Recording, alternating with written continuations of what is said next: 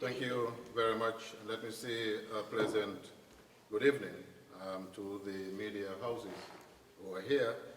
And let me also recognize the persons at the head table with me, my very good friend, Honorable Baptist. You know, we have always been in conflict, but we still remain very, very good friends. And I have just made, a very good friendship with Mr. Clark, Honorable Clark from Jamaica, and also my very good friend from CARICOM, who is very helpful in all aspects. We are here to find creative and innovative ways and means to respond to agricultural challenges in the region. And we have a common goal. And that common goal is to make life easy or easier for the people of the region. This is our common goal. We know that to achieve that objective, we are saddled with many challenges. And we have challenges such as food insecurity. Dominica, for example, has achieved food security, but there are many countries in the region, that are still battling, with the challenge of food insecurity. We have every single country in the Caribbean region.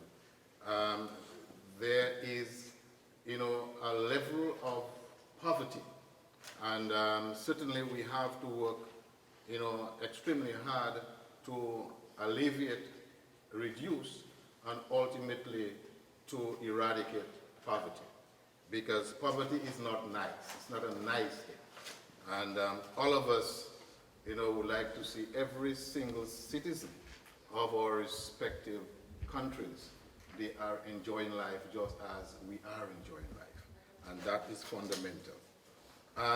We have a situation with respect to unemployment, and we need to generate employment so that when we generate employment, we generate economic activities, okay? And also, we have a situation with respect to climate change. And my friend, Honorable Clark, has just alluded to it. And this is a serious problem that is being faced by the countries in the Caribbean. And research has revealed that, the Caribbean region, is the most vulnerable region with respect to climate change.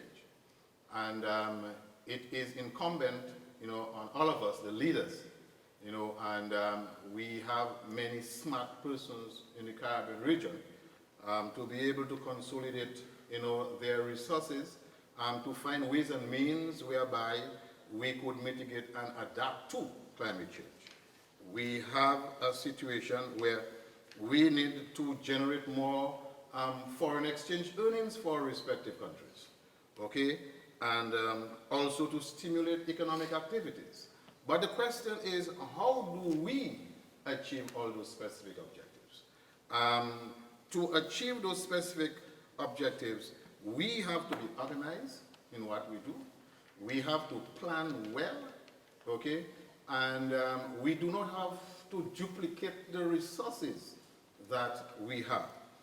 We have to ensure that, when we invest the resources that we have, we invest the resources well, and the resources will be able to redound, to the benefits of the people of the region.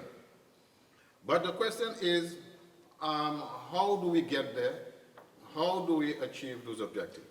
And we have identified, in all those meetings that it is critical that we build on our synergies. In other words, what I mean is that too many times we try to be individualistic. Too many times that we try to be myopic, that we know all. It is a time when we have to work together as a team. It's a time when, the various groups that we have in the region. For example, we have AICA, we have FAO, and we have CADI. And we have many other community-based organizations and non-government organizations with interest in agricultural development. Question is, how do we work together for us to achieve this collective goal? And certainly, this is a critical area that generated a lot of discussion, and we have come to conclusions as to a way forward in order for us to be able to achieve synergy between and among the different state actors and the different stakeholders. Productivity is another very important aspect.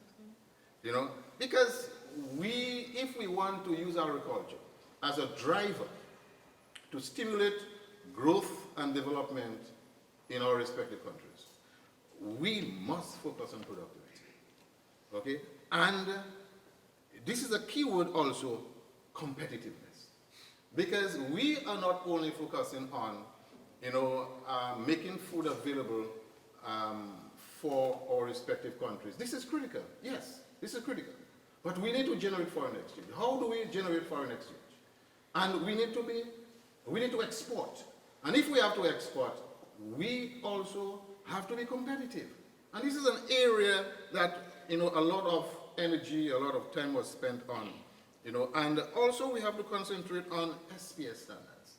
If you want to penetrate the international markets, what are the mechanisms that we have put in place within the region, that can facilitate us to be able to take advantage of the international markets? For example, in Dominica, I want to expand, the pork and poultry industry. We, by the ending of this month, we will be beginning the construction of a new $10 million abattoir.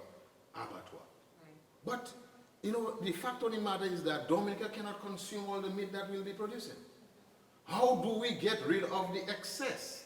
How do we generate foreign exchange from it? Okay? Because Guadeloupe and Martinique, that are neighbors to us, will not accept it because they are departments of France. Mm-hmm. And in order for you to be able to penetrate the European market, you need a license. Mm-hmm. And certainly, if we put the mechanism in place, which is CAFSA, okay, CAFSA will be able to assist every member state to be able to obtain the licenses that they need to trade with respect to livestock products. Okay, so this is critical. Agro-processing is critical. We export all of our raw materials. And you know what we do? We export it to countries that convert the raw materials into manufactured goods, and they send it back to us, and we buy it more expensive. It's just rather ridiculous. The fact of the matter is, how do we take advantage of that? Okay? And research and development is another critical aspect. And we also need to augment the capacity with respect to CADI. CADI is a research and development institute, okay, in the Caribbean. And, CADI is experiencing financial problems. So we discussed, we deliberated tremendously on that aspect, and to find creative ways and means for us to be able to assist the sustainability of CADI. Okay? And another way forward, okay, is for government, that is the public sector and the private sector, to work together. Okay? That is the public and private partnership. This is the way forward. Too many times that the private sector depends on the public sector to do everything. The public sector cannot do everything. Okay? We know in the Caribbean, we have very small private sector. All right? But how, again, coming back, to the question of synergy, how do we consolidate the efforts, the energies, the creativity, the innovations, the scarce resources that we have to make things happen for our people? This is critical. Okay? And we have several organizations, that are, paying a lot of intense interest in agriculture, and the youth, the women. These people are vulnerable groups of our respective populations. How do we really get them actively involved in agriculture? We have an aging farmer population, okay? Very soon, many of them will expire and retire. The question is whether we have a succession plan in place, whether we have mobilized the young people enough to be able to participate in agricultural production, to be able to continue, all right, agriculture in the Caribbean, to be able to provide food security and so on and so forth. Okay, so we have women, we have single parents. They are at home, being abused, taken advantage of, live in poverty. Children cannot go to school, cannot at least meet health care for those children. It's a sad situation. It's pathetic. And the question is, how do we, obtain some hope for those vulnerable people? So we have to be able to give them the incentives, okay, and put the mechanisms in place to get those people actively involved in agriculture. Okay, so we have we have other groups like the media science group. We have groups that reported on the climate change. We have group that reported on ICT, which is critical in agriculture. We have groups that reported on possible lessons from the ACP experience, and that is the CTA, where we could get, where the CTA can liaise with the EU and so on to get the technical assistance to be able to assist us here. We also have the group called CACHE, which is the Caribbean Council for Higher Education in Agriculture, connected to the University of the West Indies. They too are critical, in the whole agricultural business. We have the Caribbean Agri-Business Association, CABA, which is doing a fantastic job. In addition, we have the Caribbean Farmers Network, CAFAN, and we have the Caribbean Regional Agricultural Policy Network. Okay, so all those non-government organizations and community-based organizations are critical in taking agriculture to the next level and ensuring that we modernize and transform agriculture in such a way that it can redound to the benefit of every single citizen of the Caribbean region. Thank you. Thank you very much.